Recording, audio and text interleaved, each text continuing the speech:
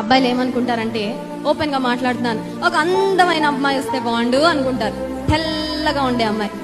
ఈ మధ్య youth meeting లో కూడా చెప్పాను, నువ్వు కోరుకున్నట్లు తెల్లగా ఉండే అమ్మాయి వచ్చి మీ ఇంట్లో తిరుగుతూ ఉంటది, కానీ ఆ అమ్మాయి నిజంగా దేవుని నమ్ముకున్న బిడ్డ కాకపోతే, దైవికమైన ప్రమాణాలు లేకపోతే నీ జీవితం నల్లగా ఉంటది. ఆ అమ్మాయి మీ ఇంట్లో తెల్లగా తిరుగుతూ ఉంటది. ఎంత అద్భుతంగా ఉంది చూసారా? మీ జీవితం తెల్లగా ఆనందకరంగా ఉండాలా, లేకపోతే నీ వైఫ్ ఒకటే ఉంటే చాలా? బయటకి బాహ్యపరంగా నీకు కనిపించే వాటిని బట్టి నువ్వు ఒక చాయిస్ చేసుకున్నావంటే, ఎస్పెషల్లీ వివాహ విషయంలో నువ్వు చాలా చాలా రిగ్రెట్ అవుతావు. ఎందుకు పెళ్లి చేసుకున్నానా బాబోయ్ అనిపిస్తుంది. సో యమనస్తులారా, మంచి లైఫ్ పార్ట్నర్ మీకు కావాలంటే మీరు ఏం చేయాలి?